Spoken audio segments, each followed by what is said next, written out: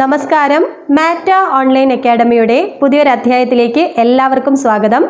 ഇന്ന് നമ്മൾ പഠിക്കാൻ പോകുന്നത് ഇന്ത്യ ചരിത്രത്തിലെ വളരെ പ്രധാനപ്പെട്ട ഗവർണർ ജനറൽമാരും വൈസ്രോയിമാരും എന്ന ടോപ്പിക്കാണ്.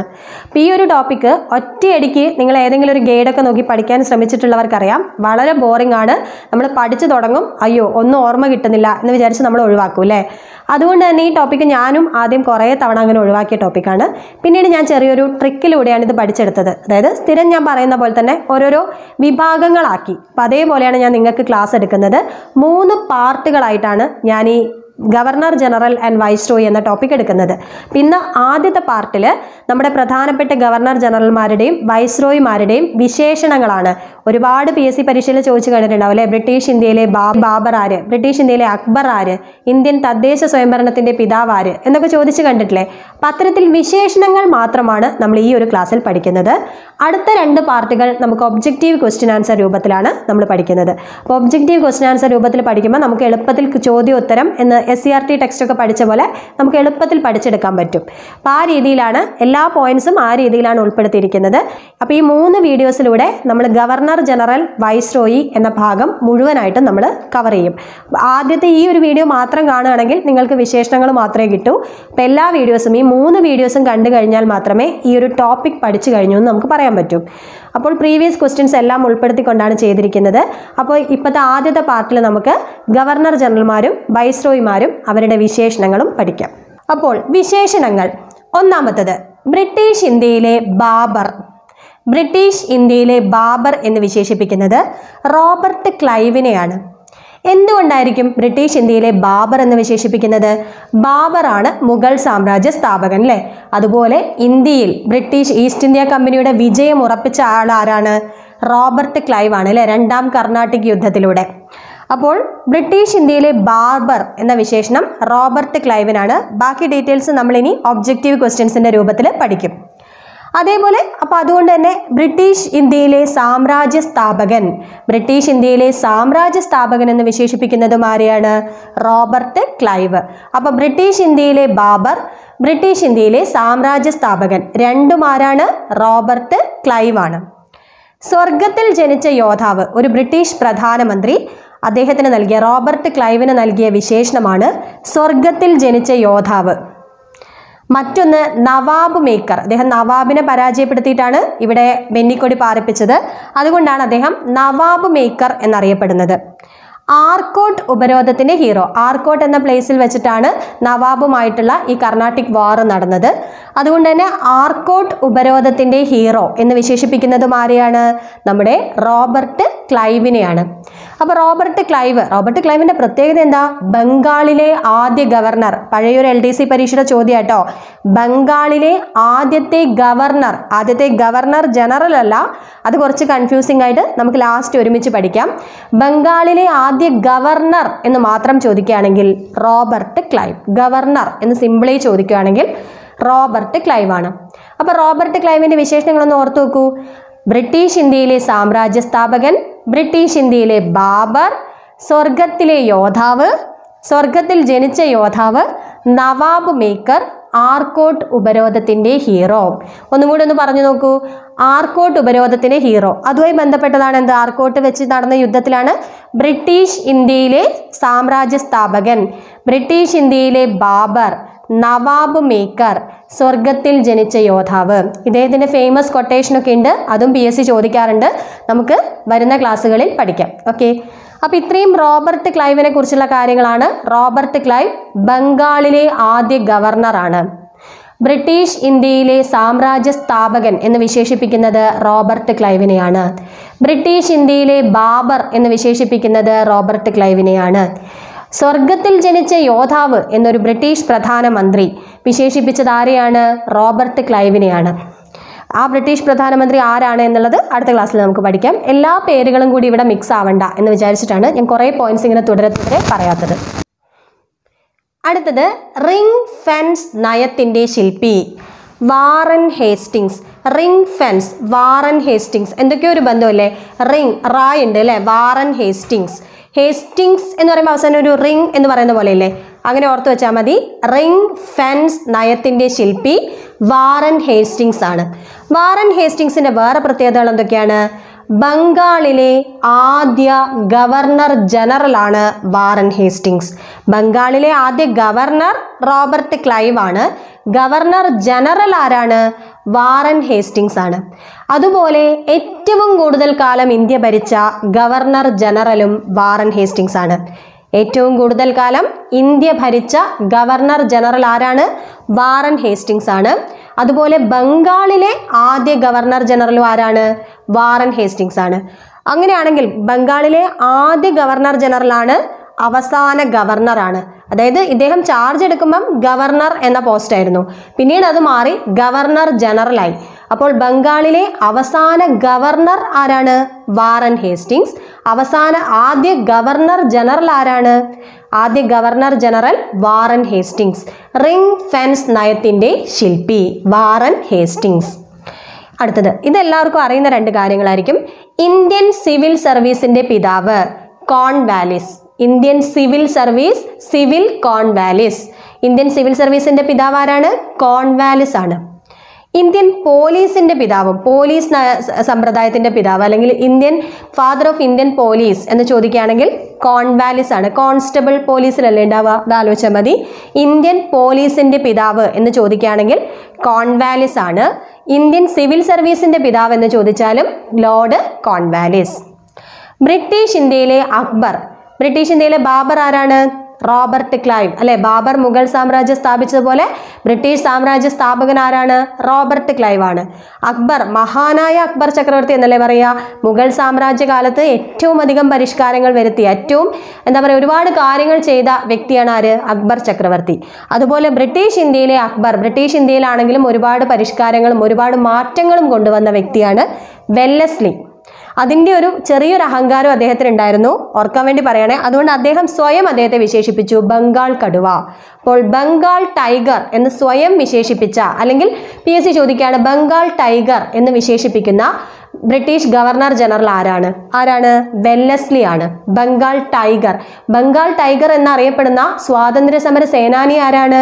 ബിപിൻ ചന്ദ്രപാൽ. നമ്മൾ പഠിക്കും, സ്വാതന്ത്ര്യ സമര സേനാനിമാർ പഠിക്കുമ്പം ഇതേപോലെ നമ്മൾ വിശേഷണങ്ങളും പുസ്തകങ്ങളും ഒക്കെ സെപ്പറേറ്റ് ചെയ്ത് പഠിക്കും. ഓക്കെ, അപ്പോൾ ബ്രിട്ടീഷ് ഇന്ത്യയിലെ അക്ബർ എന്ന് വിശേഷിപ്പിക്കുന്നത് ആരെയാണ്? വെല്ലസ്ലി. ബ്രിട്ടീഷ് ഇന്ത്യയിലെ അദ്ദേഹം സ്വയം അദ്ദേഹത്തെ വിശേഷിപ്പിച്ചതാണ് ബംഗാൾ കടുവ. അതായത് അദ്ദേഹം കുറെ കാര്യങ്ങളൊക്കെ ചെയ്തപ്പോൾ അദ്ദേഹത്തിന് തന്നെ തോന്നി, ഞാൻ ആളൊരു പുലിയാണല്ലോ, ഞാൻ ആളൊരു കടുവയാണല്ലോ എന്ന് അദ്ദേഹത്തിന് തോന്നി. അപ്പോൾ അദ്ദേഹത്തിന് തന്നെ വിശേഷിപ്പിച്ചു ബംഗാൾ കടുവ. അപ്പോൾ റിംഗ് ഫെൻസ് നയത്തിൻ്റെ ശില്പി ആരാണ്? വാറൻ ഹേസ്റ്റിങ്സ് ആണ്. ബംഗാളിലെ ആദ്യ ഗവർണർ ജനറലാണ് ആര്? Warren Hastings. ഏറ്റവും കൂടുതൽ കാലം ഗവർണർ ജനറലായ വ്യക്തിയും വാറൻ ഹേസ്റ്റിങ്സ് ആണ്. ഇന്ത്യൻ സിവിൽ സർവീസിന്റെ പിതാവ് എന്ന് ചോദിച്ചാൽ കോൺവാലിസ്. പോലീസിന്റെ പിതാവ് കോൺവാലിസ്. അപ്പോൾ ഓർക്കാൻ എളുപ്പം ആദ്യം പോലീസിന്റെ പിതാവ് ആരാന്ന് ഓർക്കുക. പോലീസിൽ ആരാണുള്ളത്? കോൺസ്റ്റബിൾ. അപ്പോൾ കോൺവാലിസ്. അപ്പോൾ പോലീസ് നല്ലോണം നല്ലൊരു നല്ല പരീക്ഷയ്ക്ക് എഴുതി കഴിഞ്ഞാൽ ആരാവും? IPS ആവും അല്ലേ? സിവിൽ സർവീസ് എഴുതി കഴിഞ്ഞാൽ. അപ്പോൾ IPS അത് കണക്ട് ചെയ്തിട്ട് സിവിൽ സർവീസിന്റെ പിതാവും ആര് തന്നെയാണ്? കോൺവാലിസ്. ഇന്ത്യൻ സിവിൽ സർവീസിന്റെ പിതാവ് കോൺവാലിസ്. ഇന്ത്യൻ പോലീസിന്റെ പിതാവും ആരാണ്? കോൺവാലിസ്. ബ്രിട്ടീഷ് ഇന്ത്യയിലെ അക്ബർ വെല്ലസ്ലി. അദ്ദേഹം സ്വയം വിശേഷിപ്പിച്ചത് ബംഗാൾ കടുവ. ബംഗാൾ കടുവ എന്ന് സ്വയം വിശേഷിപ്പിച്ച ഗവർണർ ജനറൽ ആരാണ്? Lord Wellesley. ഇത്രയും മനസ്സിലായല്ലോ. ഇനി നമുക്ക് മറ്റ് വിശേഷണങ്ങൾ കൂടി പഠിക്കാം. അടുത്തത് ഉദാരമനസ്കനായ governor general William Bentinck.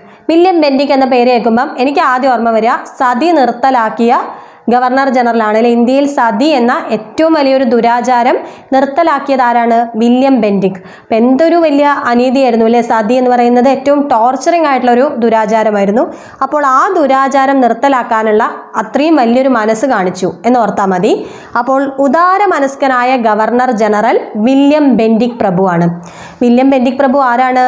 British ഇന്ത്യയിലെ ആദ്യ ഗവർണർ ജനറൽ. ബംഗാളിലെ ആദ്യ ഗവർണർ ജനറൽ വാറൻ ഹേസ്റ്റിങ്സ്. ബംഗാളിലെ ആദ്യ ഗവർണർ റോബർട്ട് ക്ലൈവ്. ബ്രിട്ടീഷ് ഇന്ത്യയിലെ ആദ്യ ഗവർണർ ജനറൽ ആരാണ്? William Bentinck. ബ്രിട്ടീഷ് ഇന്ത്യയിലെ ആദ്യ ഗവർണർ ജനറൽ വില്യം ബെൻഡിക്. അദ്ദേഹമാണ് ഉദാരമനസ്കനായ ഗവർണർ ജനറൽ. സതി നിർത്തലാക്കി, അത് മാത്രം ആലോചിച്ചാൽ മതി ഉദാരമനസ്കനാണ് എന്ന് മനസ്സിലാക്കാൻ. ഇന്ത്യയിലെ ആധുനിക വിദ്യാഭ്യാസത്തിൻ്റെ പിതാവ് എന്നും വിശേഷിപ്പിക്കുന്നത് ആരെയാണ്? വില്യം ബെൻഡിക് പ്രഭുവിനെയാണ്. അതായത് അദ്ദേഹത്തിൻ്റെ കാലഘട്ടത്തിലാണ് ഇന്ത്യയിലെ വിദ്യാഭ്യാസ സമ്പ്രദായങ്ങൾ മൊത്തത്തിൽ ഒരു ഉടച്ചു വാർക്കലുകൾ ഉണ്ടായത്. എന്നിട്ട് ഒരു നല്ല രീതിയിലുള്ള പരിഷ്കാരങ്ങൾ വിദ്യാഭ്യാസ മേഖലയിലേക്ക് വെച്ച ഒരു ഗവർണർ ജനറലാണ് ആര്? വില്യം ബെൻഡിക് പ്രഭു. ഇന്ത്യയിലെ ആധുനിക ഇംഗ്ലീഷ് വിദ്യാഭ്യാസത്തിൻ്റെ പിതാവ്, ഉദാരമനസ്കനായ ഗവർണർ ജനറൽ എന്നൊക്കെ ചോദിച്ചാൽ ആരാണ്? വില്യം ബെൻഡിക് പ്രഭു. നമ്മൾ പ്രധാനമായിട്ടും 3 പോയിന്റ്സ് വില്യം ബെൻഡിക് പ്രഭുവിനെ കുറിച്ച് പഠിച്ചു അല്ലേ? ഇന്ത്യയിലെ ആധുനിക ഇംഗ്ലീഷ് വിദ്യാഭ്യാസത്തിൻ്റെ പിതാവ്, രണ്ടാമത്തെ എന്താണ്? ഉദാരമനസ്കനായ ഗവർണർ ജനറൽ, ബ്രിട്ടീഷ് ഇന്ത്യയിലെ ആദ്യത്തെ ഗവർണർ ജനറൽ. ഈ 3 പോയിന്റ്സ് നമ്മൾ വില്യം ബെൻഡിക് പ്രഭുവിനെ കുറിച്ച് പഠിച്ചു. സതി നിർത്തലാക്കി ഒരു അഡീഷണൽ പോയിന്റ്സും കൂടി മനസ്സിലായി. ഇനി ഇദ്ദേഹത്തെ വില്യം ബെൻഡിക് പ്രഭുവിനെ ഈ വിദ്യാഭ്യാസ മേഖലകളിലെ പരിഷ്കരണത്തിന് വേണ്ടി സഹായിച്ച ഒരു വ്യക്തിയാണ് മെക്കാളെ പ്രഭു. അതുകൊണ്ട് തന്നെ അദ്ദേഹം ഗവർണർ ജനറലും വൈസ്രോയും ഒന്നും അല്ലെങ്കിലും ആ ബ്രിട്ടീഷ് ഉദ്യോഗസ്ഥനായിരുന്നു. അദ്ദേഹവും ഇവരോളം തന്നെ പ്രാധാന്യം അർഹിക്കുന്നുണ്ട്. എന്തുകൊണ്ടാണ്? ഇന്ത്യയിലെ വിദ്യാഭ്യാസ സമ്പ്രദായത്തിൻ്റെ നാഴികക്കല്ല്, ഇന്ത്യൻ വിദ്യാഭ്യാസത്തിൻ്റെ നാഴികക്കല്ല് എന്ന് വിശേഷിപ്പിക്കുന്ന മെക്കാളെ മിനിറ്റ്സ് പ്രിപ്പയർ ചെയ്തത് ആരാണ്? മെക്കാളെ പ്രഭുവാണ്. അപ്പം മെക്കാളെ പ്രഭുവാണ് വില്യം ബെൻഡിക് പ്രഭുവിനെ ഇന്ത്യയിലെ വിദ്യാഭ്യാസ സമ്പ്രദായ പരിഷ്കരണത്തിന് വേണ്ടി സഹായിച്ചത്. മെക്കാളെ പ്രഭുവിൻ്റെ PSC ചോദിക്കുന്ന പ്രത്യേകത അതുമാത്രമല്ല, ഇന്ത്യൻ ശിക്ഷാ നിയമത്തിൻ്റെ ശില്പി ഒരുപാട് തവണ PSC ചോദിച്ചതാണ്. ഇന്ത്യൻ ശിക്ഷാ നിയമത്തിൻ്റെ ശില്പി ആരാണ്? മെക്കാളെ പ്രഭുവാണ്. അല്ലെങ്കിൽ ഇന്ത്യൻ പീനൽ കോഡിൻ്റെ പിതാവ്, ഇന്ത്യൻ പീനൽ കോഡിൻ്റെ ശില്പി എന്നൊക്കെ ചോദിക്കുകയാണെങ്കിൽ മെക്കാളെ പ്രഭുവാണ്. ആരാണ്? മെക്കാളെ പ്രഭു. മെക്കാളെ മിനിറ്റ്സ് പ്രിപ്പയർ ചെയ്തതും അദ്ദേഹമാണ്. ഇന്ത്യൻ വിദ്യാഭ്യാസ സമ്പ്രദായത്തിലെ നാഴികക്കല്ല്, ഇന്ത്യൻ വിദ്യാഭ്യാസത്തിൻ്റെ മാഗ്ന കാർട്ട എന്ന് വിശേഷിപ്പിക്കുന്നത് എന്താണ്? വൂഡ്സ് ഡെസ്പാച്ച് ആണ് അല്ലേ? ഡൽഹൌസി പ്രഭുവിൻ്റെ കാലത്ത് 1854 നിയോഗിക്കപ്പെട്ട വൂഡ്സ് ഡെസ്പാച്ച് ആണ്. നമ്മൾ പഠിക്കും, അതും ഈ ഗവർണർ ജനറൽ തന്നെ ഉൾപ്പെടുത്തി ഞാൻ ചോദ്യോത്തര രൂപത്തിൽ പഠിപ്പിച്ചു തരാം. ഇപ്പം ഇത്രയും ഓർത്താൽ മതി. മെക്കാളെ പ്രഭുവാണ് മെക്കാളെ മിനിറ്റ്സ് പ്രിപ്പയർ ചെയ്തത്.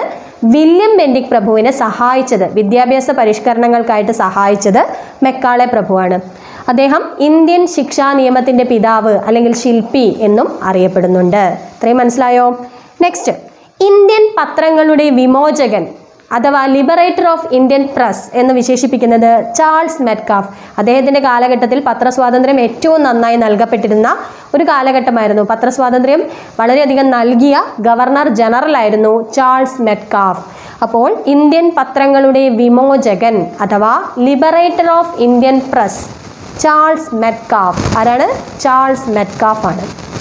അപ്പോൾ ഇത്രയും മനസ്സിലായോ? ഉദാരമനസ്കനായ governor general William Bentinck, British ഇന്ത്യയിലെ ആദ്യത്തെ ഗവർണർ ജനറൽ വില്യം ബെൻഡിക്, ആധുനിക ഇംഗ്ലീഷ് വിദ്യാഭ്യാസം, ഇന്ത്യയിലെ ആധുനിക ഇംഗ്ലീഷ് വിദ്യാഭ്യാസത്തിൻ്റെ പിതാവ് വില്യം ബെൻഡിക് പ്രഭു, ഇന്ത്യൻ ശിക്ഷാ നിയമത്തിൻ്റെ ശില്പി മെക്കാളെ പ്രഭു. മെക്കാളെ മിനിറ്റ്സ് ഇന്ത്യൻ വിദ്യാഭ്യാസത്തിൻ്റെ നാഴികക്കല്ല് എന്ന് വിശേഷിപ്പിക്കുന്നു. ഇന്ത്യൻ പത്രങ്ങളുടെ വിമോചകൻ ചാൾസ് മെറ്റ്കാഫ്. PSC ഒരുപാട് തവണ ചോദിച്ചാണ്. ഇന്ത്യൻ പത്രങ്ങളുടെ വിമോചകൻ ചാൾസ് മെറ്റ്കാഫ്. അടുത്തത് വളരെ പ്രധാനപ്പെട്ട ഒരു ഗവർണർ ജനറലാണ് ആധുനിക ഇന്ത്യയുടെ സ്രഷ്ടാവ്. ആധുനിക ഇന്ത്യയുടെ സ്രഷ്ടാവ് എന്ന് വിശേഷിപ്പിക്കുന്നത് ഡൽഹൌസി പ്രഭുവിനെയാണ്. കാരണം ഇന്ത്യയിൽ ഒരുപാട് പരിഷ്കാരങ്ങൾ കൊണ്ടുവന്ന ഒരു ഗവർണർ ജനറലാണ് ലോർഡ് ഡൽഹൌസി.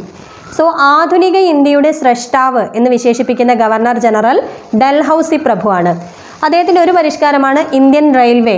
ഇന്ത്യൻ റെയിൽവേയുടെ പിതാവ് ആരാണ്? ഡൽഹൌസി. ഇന്ത്യൻ റെയിൽവേയുടെ പിതാവ് ഡൽഹൌസിയാണ്. ഇന്ത്യൻ റെയിൽവേ എന്നാണ് ആരംഭിച്ചത്? 1853 ഏപ്രിൽ 16 ബോംബെ മുതൽ താന വരെ. ഇതൊക്കെ നിങ്ങൾക്ക് അറിയുണ്ടാവും അല്ലേ? 1853 ഏപ്രിൽ 16 ഇന്ത്യയിലെ ആദ്യ റെയിൽവേ സർവീസ് ആരംഭിച്ചത്. ബോംബെ മുതൽ താന വരെയായിരുന്നു ആ സർവീസ്. അടുത്തത് ഇന്ത്യൻ റെയിൽവേ മാത്രമല്ല, ഇന്ത്യൻ ടെലഗ്രാമിൻ്റെ പിതാവ് എന്ന് വിശേഷിപ്പിക്കുന്നതും ടെലഗ്രാം. ഇന്ത്യൻ ടെലഗ്രാമിൻ്റെ പിതാവ് എന്ന് വിശേഷിപ്പിക്കുന്നതും ആരെയാണ്? ഡൽഹൌസി പ്രഭുവിനെയാണ്. 1851 ആദ്യത്തെ ടെലഗ്രാം സംവിധാനം ആരംഭിച്ചത്. കൊൽക്കത്ത മുതൽ ഡയമണ്ട് ഹാർബർ വരെ. ഇനി കൺഫ്യൂഷൻ ആവല്ലേ, റെയിൽവേ ബോംബെ മുതൽ താന വരെ, ടെലഗ്രാം കൊൽക്കത്ത മുതൽ ഡയമണ്ട് ഹാർബർ വരെയാണ് ആദ്യത്തെ ടെലഗ്രാം സർവീസ്. ഇന്ത്യൻ ഇനി അടുത്തത്. അപ്പോൾ ഇത്രയുമാണ് ഡൽഹൌസി പ്രഭുവുമായി ബന്ധപ്പെട്ട കാര്യങ്ങൾ. അതായത് ആധുനിക ഇന്ത്യയുടെ സ്രഷ്ടാവ്. പിന്നെ അദ്ദേഹം കുറേ ഉണ്ട് കേട്ടോ, നമ്മുടെ ദത്തവകാശ നിരോധന നയം അതൊക്കെ നമ്മളിനി പഠിക്കും. അപ്പോൾ ആധുനിക ഇന്ത്യയുടെ സ്രഷ്ടാവ് ലോർഡ് ഡൽഹൌസിയാണ്. ഇന്ത്യൻ റെയിൽവേയുടെ പിതാവ്, ഇന്ത്യൻ ടെലഗ്രാമിൻ്റെ പിതാവ്, ഇത് രണ്ടും ആരാണ്? ലോർഡ് ഡൽഹൌസിയാണ്. റെയിൽവേ സർവീസ് ആരംഭിച്ചത് 1853 ഏപ്രിൽ 16 ബോംബെ മുതൽ താന വരെ. ടെലഗ്രാം ആരംഭിച്ചത് 1851 കൊൽക്കത്ത മുതൽ ഡയമണ്ട് ഹാർബർ വരെ. അടുത്ത പോയിന്റാണ് ഇന്ത്യൻ ധന വികേന്ദ്രീകരണത്തിൻ്റെ പിതാവ്, ഫിനാൻഷ്യൽ ഡീസെൻട്രലൈസേഷൻ. ഇന്ത്യൻ ധന വികേന്ദ്രീകരണത്തിൻ്റെ പിതാവ് മേയോ പ്രഭു. മേയോ പ്രഭു നിങ്ങൾക്ക് വേറൊരു പോയിന്റും കൂടെ അറിയണ്ടാവുമല്ലോ. ഇന്ത്യയിൽ വെച്ച് വധിക്കപ്പെട്ട ആദ്യ ഗവർണർ ജനറലാണ് മേയോ പ്രഭു. ഇന്ത്യയിൽ വെച്ചാണ് അദ്ദേഹം വധിക്കപ്പെട്ടത്. ആൻഡമാൻ നിക്കോബാർ ദ്വീപിൽ വെച്ചിട്ട്. ആരാണ് അദ്ദേഹത്തെ വധിച്ചത്? ഷേർ അലി. നമ്മൾ പഠിക്കും ഇനി. ഷേർ അലിയാണ് മേയോ പ്രഭുവിനെ വധിച്ചത്. ഞാനിപ്പോൾ പറയുന്നത് നിങ്ങൾ ഓൾറെഡി കേട്ടവർക്ക് ഇതൊരു റിവിഷൻ ആയിക്കോട്ടെ എന്ന് വിചാരിച്ചിട്ടാണ്. ഇതുവരെ കേൾക്കാത്ത ആൾക്കാർ പേടിക്കണ്ട, ഇതിൻ്റെ പാർട്ട് 2-ൽ ഞാൻ ഇതെല്ലാം ഉൾപ്പെടുത്തിയിട്ടുണ്ട്. ഓക്കെ, അപ്പോൾ ഇന്ത്യൻ ധനവികേന്ദ്രീകരണത്തിൻ്റെ പിതാവ് മേയോ പ്രഭു. ഇതൊക്കെ PSCയുടെ പഴയ ചോദ്യങ്ങളാണ്. അപ്പോൾ മേയോ പ്രഭുവിൻ്റെ പ്രത്യേകത, ഇന്ത്യയിൽ വെച്ച് വധിക്കപ്പെട്ട ഒരേ ഒരു വൈസ്രോയിയാണ് മേയോ പ്രഭു. ബാക്കിയുള്ളവരെയൊക്കെ കൊല്ലാൻ കുറേ ശ്രമം നടന്നിട്ടുണ്ടെങ്കിലും ഇദ്ദേഹമാണ് ആ ശ്രമത്തിൽ വിജയിച്ചു പോയ ആൾ. അതായത് ഇദ്ദേഹം വധിക്കപ്പെട്ടു. ഷേർ അലിയാണ് ഇദ്ദേഹത്തെ വധിച്ചത് ആൻഡമാൻ നിക്കോബാർ ദ്വീപിൽ വെച്ച്. ഇനി അപ്പോൾ ആധുനിക ഇന്ത്യയുടെ സ്രഷ്ടാവ് ഡൽഹൌസി, ഇന്ത്യൻ റെയിൽവേയുടെ പിതാവ് ഡൽഹൌസി, ഇന്ത്യൻ ടെലഗ്രാമിൻ്റെ പിതാവ് ഡൽഹൌസി. റെയിൽവേ ആരംഭിച്ചത് 1853 ഏപ്രിൽ 16 ബോംബെ മുതൽ താന വരെ. ടെലഗ്രാം ആരംഭിച്ചത് 1851 കൊൽക്കത്ത മുതൽ ഡയമണ്ട് ഹാർബർ വരെ. ഇന്ത്യൻ ധനവികേന്ദ്രീകരണത്തിൻ്റെ പിതാവ് ആരാണ്? Lord Mayo. മേയോ പ്രഭുവാണ് ഇന്ത്യൻ ധനവികേന്ദ്രീകരണത്തിൻ്റെ പിതാവ്. അപ്പോൾ അടുത്തത് വൈസ്രോയി ഓഫ് റിവേഴ്സ് ക്യാരക്ടർ. തലതിരിഞ്ഞ സ്വഭാവമുള്ള വൈസ്രോയി ആരാണ്? ലിട്ടൺ പ്രഭുവാണ് അല്ലേ. അദ്ദേഹം കുറേ നമുക്ക് ജനങ്ങൾക്ക്, ഇന്ത്യക്കാർക്ക് ഉപദ്രവകരമായിട്ടുള്ള കുറേ നിയമങ്ങൾ അദ്ദേഹം പാസ്സാക്കിയിട്ടുണ്ടായി. അദ്ദേഹത്തിന് ശേഷം വന്ന ആൾ നല്ല അടിപൊളിയായിരുന്നു. അദ്ദേഹം ആ നിയമങ്ങളൊക്കെ പിൻവലിക്കുകയും ജനങ്ങളുടെ ഉപകാരപ്രദമായിട്ടുള്ള കുറേ നിയമങ്ങൾ കൊണ്ടുവരികയും ചെയ്തു. ഈ സിവിൽ സർവീസ് പരീക്ഷയ്ക്കൊക്കെയുള്ള ഒരു പ്രധാന ഡിസ്ക്രിപ്റ്റീവ് ചോദ്യമാണ് ലോർഡ് ലിട്ടൺ റിപ്പൺ കോൺട്രവേഴ്സീസ്. അപ്പോൾ ലിട്ടൺ പ്രഭു എന്ന് പറയുന്നത് വൈസ്രോയി ഓഫ് റിവേഴ്സ് ക്യാരക്ടർ എന്നാണ് അറിയപ്പെടുന്നത്. അദ്ദേഹത്തിൻ്റെ ഭരണപരിഷ്കാരങ്ങളൊക്കെ നമുക്ക് അടുത്ത വീഡിയോയിൽ പഠിക്കാം. അദ്ദേഹം ഒരു ഓർത്ത് വെക്കാൻ ഒരു എളുപ്പ വഴിയുണ്ട്. അദ്ദേഹം പുസ്തകം രചിക്കുമായിരുന്നു. അദ്ദേഹത്തിൻ്റെ തൂലികാ നാമം ഓവൺ മേരി ഡത്ത്. അപ്പോൾ പുസ്തകമൊക്കെ രചിക്കുന്ന കുറച്ച് ബുദ്ധിജീവികൾക്ക് പൊതുവേ കുറച്ച് തലതിരിഞ്ഞ സ്വഭാവം എന്ന് പറയില്ലേ, അതാലോചിച്ചാൽ മതി. അപ്പോൾ viceroy of reverse character Lord Lytton. അദ്ദേഹത്തിൻ്റെ തൂലികാ നാമം ഓവൻ മേരി ഡത്ത്. ഓവൺ മേരി ഡത്ത് എന്നതാണ് ലോർഡ് ലിട്ടൻ്റെ തൂലികാ നാമം. അദ്ദേഹം അറിയപ്പെടുന്നത് വൈസ്രോയി ഓഫ് റിവേഴ്സ് ക്യാരക്ടർ. അടുത്തത് ലിട്ടന് ശേഷം വന്ന വൈസ്രോയിയാണ് റിപ്പൺ പ്രഭു. നിങ്ങൾ വിചാരിക്കുന്നുണ്ടാവില്ല ഇത്രയും നേരം ഗവർണർ ജനറൽ എന്ന് പറഞ്ഞിട്ട് ഇപ്പം എന്താ പെട്ടെന്ന് വൈസ്രോയി ആയതെന്ന്. അപ്പം എല്ലാവർക്കും 1857 റിവോൾട്ടിൻ്റെ ക്ലാസ് കണ്ട എല്ലാവർക്കും മനസ്സിലായിട്ടുണ്ടാവും എന്ന് വിചാരിക്കുന്നു. എന്താണ്? 1857 വിപ്ലവത്തിൻ്റെ അനന്തരഫലമായി 1858 വന്ന ഗവൺമെൻറ് ഓഫ് ഇന്ത്യ ആക്ട് പ്രകാരം ഗവർണർ ജനറൽ മാറി വൈസ്രോയി എന്ന സ്ഥാനം വന്നു അല്ലേ. ഗവർണർ ജനറൽ എന്ന പേര് മാറി വൈസ്രോയി ആയി. അപ്പോൾ ഇന്ത്യയുടെ ആദ്യത്തെ വൈസ്രോയി ആരായി? കാനിങ് പ്രഭു. അദ്ദേഹത്തിന് വേറെ വിശേഷണമൊന്നും ഇല്ലാത്തതുകൊണ്ടാണ് ഇതിൽ അദ്ദേഹത്തെ ഉൾപ്പെടുത്താത്തത്. അദ്ദേഹത്തിൻ്റെ ഡീറ്റെയിൽസ് ഒക്കെ നമ്മൾ ഇനി പഠിക്കും. അപ്പം ഇന്ത്യയുടെ ആദ്യത്തെ വൈസ്രോയി ആരാണ്? ലോർഡ് കാനിങ് ആണ്. അപ്പോൾ കാനിങ്ങിന് ശേഷം വന്ന ആൾക്കാരൊക്കെ വൈസ്രോയി എന്നാണ് അറിയപ്പെടുന്നത്. അപ്പോൾ viceroy of reverse character Lytton പ്രഭുവാണ്. ജനകീയനായ വൈസ്രോയി അഥവാ പോപ്പുലർ വൈസ്രോയി എന്നറിയപ്പെടുന്നത് റിപ്പൺ പ്രഭുവാണ്. റിപ്പൺ പ്രഭുവാണ് പോപ്പുലർ വൈസ്രോയി അഥവാ ജനകീയനായ വൈസ്രോയി എന്നറിയപ്പെടുന്നത്. എന്തുകൊണ്ടാണ്? ഞാൻ ഓർക്കാൻ ഒരു വഴി പറഞ്ഞുതരാം. ഇൽബർട്ട് ബില്ലിൻ്റെ ശില്പി എന്നറിയപ്പെടുന്നതും റിപ്പൺ പ്രഭുവാണ്. ഇൽബർട്ട് ബിൽ ആരാണ്? റിപ്പൺ പ്രഭുവാണ്. എന്താണ് ഇൽബർട്ട് ബിൽ പറയുന്നത്? ബ്രിട്ടീഷുകാർ കുറ്റം ചെയ്താൽ അവരെ വിസ്തരിക്കാനുള്ള അവകാശം ഇന്ത്യക്കാർക്കുണ്ട്. അപ്പം അങ്ങനെയൊക്കെ ഒരു കാര്യം, അതായത് കുറ്റം ആര് ചെയ്താലും അവരെ വിസ്തരിക്കാൻ ഇന്ത്യക്കാർക്കും അവകാശമുണ്ട് എന്നൊക്കെ പറഞ്ഞൊരു ബില്ല് വരണമെങ്കിൽ അദ്ദേഹം അത്രയും ജനകീയനും അദ്ദേഹം നല്ല ഒരാളായിരിക്കൂലേ. അപ്പം അത് ആലോചിച്ചാൽ മതി. ഇൽബർട്ട് ബില്ലിൻ്റെ ശില്പി, ഒരുപാട് വിവാദങ്ങൾ ഉണ്ടാക്കിയ ഒരു ബില്ലാണ് ഇൽബർട്ട് ബിൽ. കാരണം അത്രയും സുപ്പീരിയോറിറ്റി കോംപ്ലക്സ് ഉള്ള ബ്രിട്ടീഷുകാർക്ക് അത് അംഗീകരിക്കാൻ പറ്റുമോ? ഇല്ല. അപ്പോൾ ഇൽബർട്ട് ബില്ലിൻ്റെ ശില്പി റിപ്പൺ പ്രഭുവാണ്. അതുകൊണ്ട് അദ്ദേഹം ജനകീയനായ വൈസ്രോയി അഥവാ പോപ്പുലർ വൈസ്രോയി എന്നറിയപ്പെടുന്നു. ഇനി ഇന്ത്യൻ തദ്ദേശ സ്വയംഭരണത്തിൻ്റെ പിതാവ്, ലോക്കൽ സെൽഫ് ഗവൺമെൻറ്റിൻ്റെ പിതാവ് എന്നറിയപ്പെടുന്നതും ആരാണ്? റിപ്പൺ പ്രഭുവാണ്. അപ്പം റിപ്പൺ പ്രഭുവിൻ്റെ 3 വിശേഷണങ്ങൾ: ഇന്ത്യൻ തദ്ദേശ സ്വയംഭരണത്തിൻ്റെ പിതാവ്, അദ്ദേഹം ജനകീയനായ വൈസ്രോയി അഥവാ പോപ്പുലർ വൈസ്രോയി എന്നറിയപ്പെടുന്നു, ഇൽബർട്ട് ബില്ലിൻ്റെ ശില്പി. അപ്പം അത്രയും മനസ്സിലായല്ലോ. അടുത്തത് ബ്രിട്ടീഷ് ഇന്ത്യയിലെ ഔറംഗസേബ് ആരാണ്? കേഴ്സൺ പ്രഭുവാണ്. വളരെ ധീരമായ ധിക്കാരപരമായ പല നിലപാടുകളും എടുത്തിട്ടുള്ള ഒരു ചക്രവർത്തിയാണ് ആര്? മുഗൾ ചക്രവർത്തിയാണ് ആര്? ഔറംഗസേബ് അല്ലേ? അതേപോലെയല്ലേ കേഴ്സൺ പ്രഭുവും? ബംഗാൾ വിഭജനം ഇന്ത്യയുടെ ഏറ്റവും വലിയൊരു പ്രശ്നമല്ലേ, ബംഗാൾ വിഭജനമൊക്കെ ആരാണ്? കേഴ്സൺ പ്രഭുവാണ്. അപ്പോൾ ബ്രിട്ടീഷ് ഇന്ത്യയിലെ ഔറംഗസേബ് എന്ന് വിശേഷിപ്പിക്കുന്നത് കേഴ്സൺ പ്രഭുവിനെയാണ്. ബ്രിട്ടീഷ് ഇന്ത്യയിലെ ബാബർ ആരാണ്? Robert Clive. ബ്രിട്ടീഷ് ഇന്ത്യയിലെ അക്ബർ ലോർഡ് വെല്ലസ്ലി. ബ്രിട്ടീഷ് ഇന്ത്യയിലെ ഔറംഗസേബ് കേഴ്സൺ പ്രഭുവാണ്. അടുത്തത് ഈ കേഴ്സൺ പ്രഭുവുമായി ബന്ധപ്പെട്ട് നമ്മൾ കേരള ചരിത്രത്തിൽ കുറച്ചധികം കാര്യങ്ങൾ പഠിച്ചിട്ടുണ്ട് അല്ലേ? എന്തൊക്കെയാണ്? തിരുവിതാംകൂർ സന്ദർശിച്ച ആദ്യ വൈസ്രോയിയാണ് കേഴ്സൺ പ്രഭു. 2ാം ഈഴവ മെമ്മോറിയൽ ആർക്കാണ് സമർപ്പിക്കപ്പെട്ടത്? കേഴ്സൺ പ്രഭുവിനാണ് 1900. അതുപോലെ ആലപ്പുഴയെ കിഴക്കിൻ്റെ വെനീസ് എന്ന് വിശേഷിപ്പിച്ചതും കേഴ്സൺ പ്രഭുവാണ്. ഇത്രയും നമ്മൾ കേരള ചരിത്രത്തിൽ പഠിച്ചതാണ്, ഒന്ന് ഓർത്തെടുക്കുക. അടുത്തത് ജൂത വൈസ്രോയി എന്നറിയപ്പെടുന്നത് റീഡിംഗ് പ്രഭുവാണ്. നമ്മൾ ഈ പല സിനിമയിലും ജൂതന്മാരെയൊക്കെ കാണുമ്പോൾ അവരുടെ കയ്യിലൊരു പുസ്തകമോ അങ്ങനെയൊക്കെ ഉണ്ടാവില്ലേ? ഞങ്ങളുടെ ഏതൊക്കെയോ സിനിമയിലുണ്ട്. അപ്പം അത് ഓർത്താൽ മതി. റീഡിംഗ്, പുസ്തക റീഡിംഗ്. ജൂത വൈസ്രോയി റീഡിംഗ് പ്രഭു. ക്രിസ്ത്യൻ വൈസ്രോയി ഇർവിൻ പ്രഭു. അതെന്തുകൊണ്ടാണ് അദ്ദേഹം അറിയപ്പെടുന്നത് ക്രിസ്ത്യൻ വൈസ്രോയി എന്നറിയപ്പെടുന്നത്? ഇർവിൻ പ്രഭുവാണ്. അപ്പം ജൂത വൈസ്രോയി റീഡിംഗ് പ്രഭു, ക്രിസ്ത്യൻ വൈസ്രോയി ഇർവിൻ പ്രഭു. ഇത്രയും കാര്യങ്ങൾ മനസ്സിലായല്ലോ. Viceroy of reverse character Lytton. Lytton എന്താണ് അദ്ദേഹത്തിന്റെ തൂലികാനാമം? Mary oven ഡത്ത്. എന്താണ് അദ്ദേഹത്തിന്റെ തൂലികാനാമം? Oven Mary ഡത്ത്. ജനകീയനായ വൈസ്രോയി, തദ്ദേശ സ്വയംഭരണത്തിൻ്റെ പിതാവ്, അതുപോലെ ഇൽബർട്ട് ബില്ലിൻ്റെ ശില്പി റിപ്പൺ പ്രഭു. ബ്രിട്ടീഷ് ഇന്ത്യയിലെ ഔറംഗസേബ് കേഴ്സൺ പ്രഭു. ജൂത വൈസ്രോയി റീഡിംഗ് പ്രഭു. ക്രിസ്ത്യൻ വൈസ്രോയി ഇർവിൻ പ്രഭു. അപ്പോൾ ഇത്രയുമാണ് ഇന്ത്യയിലെ ഗവർണർ ജനറൽമാർ, വൈസ്രോയിമാർ എന്നിവരുടെ വിശേഷണങ്ങൾ. എല്ലാ പ്രധാനപ്പെട്ട പോയിന്റ്സും പറഞ്ഞിട്ടുണ്ട്. അപ്പോൾ ഈ ഒരു സെക്ഷൻ നിങ്ങൾ നന്നായിട്ട് പഠിച്ചു വെക്കുക.